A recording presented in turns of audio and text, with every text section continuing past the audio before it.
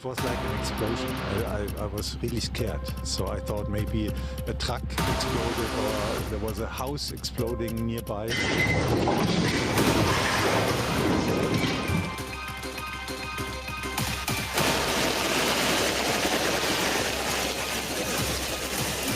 I didn't think that water would rise so quickly.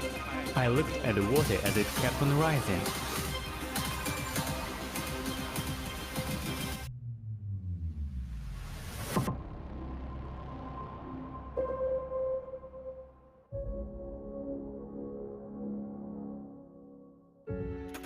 March 2023.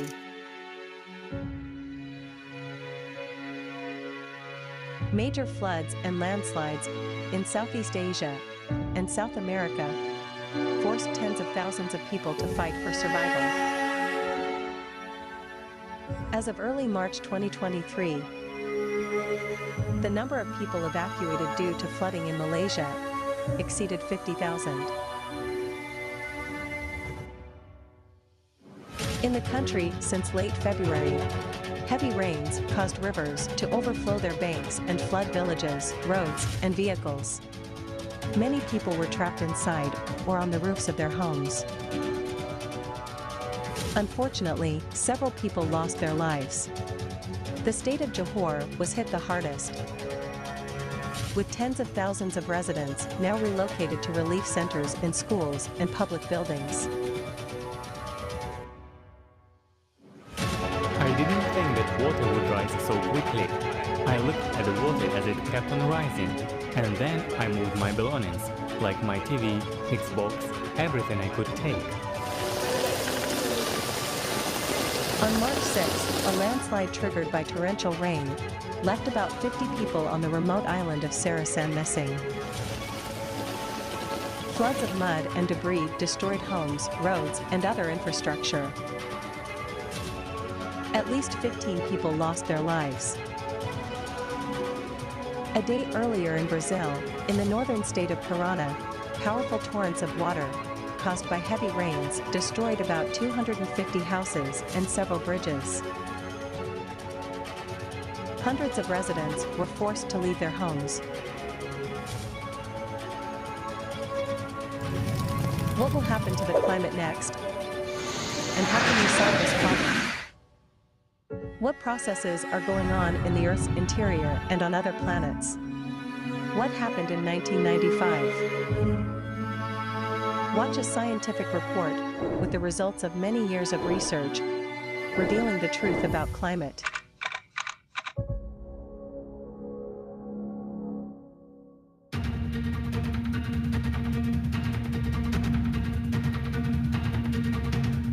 Seismic activity in February 2023 continued its upward trend. This month we witnessed earthquakes of magnitude not only above 6, but also greater than 7. This, for example, was not recorded in February last year.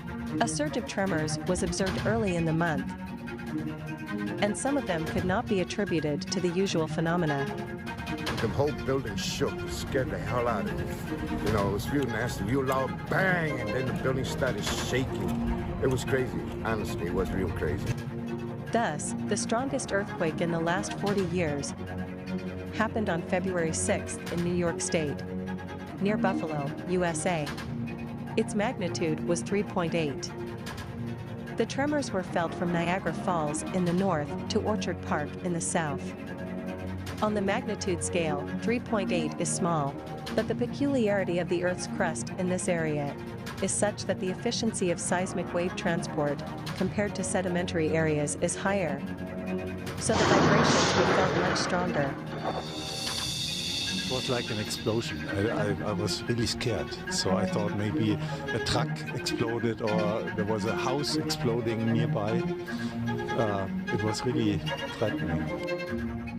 On the same day, the great natural disasters began to hit Türkiye, demonstrating conclusively the fragility of our calm well-being in the face of cataclysmic events. As of the end of February, the confirmed death toll in Türkiye exceeded 44,000. Together with Syria, there are more than 50,000 lives lost. Earthquakes of magnitude 6 and higher were also registered during the month in Papua New Guinea, Indonesia, New Zealand, Japan, and the Philippines. According to the Chinese Seismological Center, on February 23, a magnitude 7.2 earthquake occurred in Tajikistan on the border with China, and an earthquake of magnitude 5.4 in Indonesia on February 9 showed that shocks of lesser magnitude can also be deadly. It took the lives of 4 people. So far, most of the potentially dangerous seismic events occur far away from populated areas, often in the ocean. But what will happen if many parts of the planet are shaken in a short period of time? Can the affected countries and the world community as a whole cope with the burden of consequences? What state will be able to help its neighbors when it lies in ruins? Let's look at the facts presented at the forum Global Crisis: Our Survival is in Unity.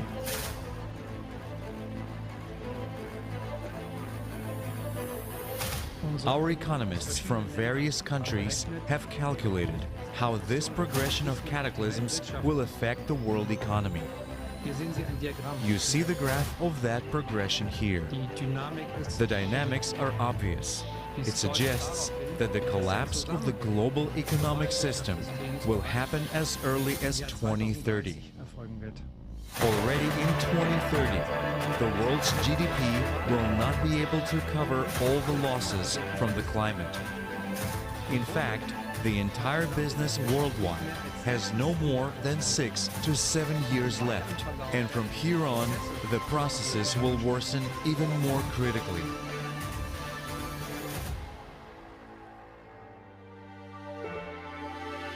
Volcanic activity is inextricably linked to seismic activity. More than 40 volcanoes were active in February. Among them, Sakurajima in Japan, Ebeko in the Kuril Islands and Kilauea in Hawaii, Karangetang and Merapi in Indonesia, Popocatepetl in Mexico, Villarrica in Chile and Cotopaxi in Ecuador. But seismic instruments have also reported disturbances on seemingly serene dormant volcanoes. 2 such sites are located in the northwestern United States.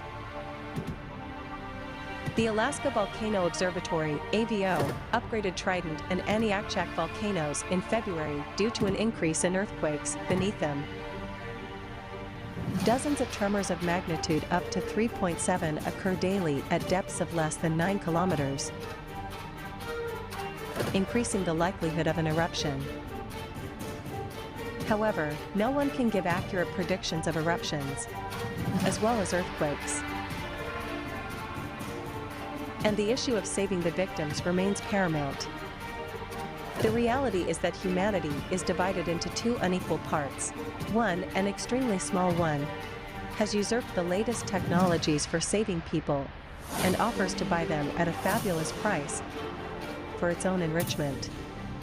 The other surpasses the first by billions of times, but takes this state of affairs for granted and remains cowardly silent.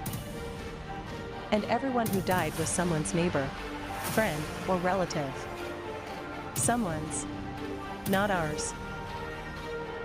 But do we want to face a natural catastrophe personally? To experience the terrible pain of losing loved ones? Or to add to the sad statistics ourselves? All lives lost are the responsibility of every human being. It was we who created a society in which, in the 21st century, earthquake survivors are searched for with dogs and dismantled ruined buildings by hand. Diplomatic, political conventions, lack of joint logistics, complicated rules have led us to the fact that today there is no effective interaction between emergency services in the world. These facts are a huge reason to think about the kind of society we live in. A reason to take action now and create a different world in which human life will be the highest value.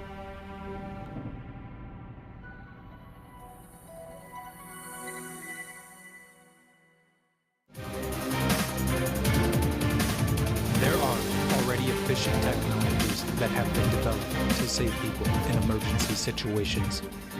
For example, a rescue drone that can be used regardless of weather conditions. Thanks to a multitude of sensors, it finds survivors very quickly. A vehicle with an autopilot can detect debris underwater during flooding, help people get out of the water, and it can deliver supplies. A snake robot and a crawler robot can detect gas leaks, and owing to built-in microphones and speakers, it can help communicate with survivors in hard-to-reach places.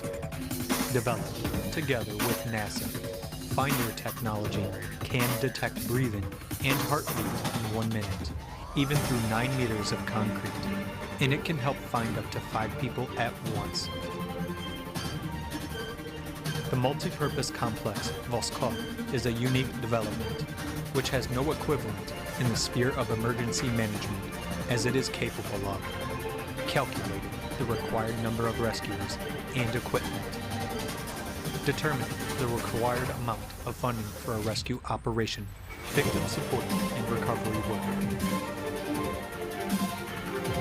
But such technologies do not allow stealing from the budget and profiting from human misery.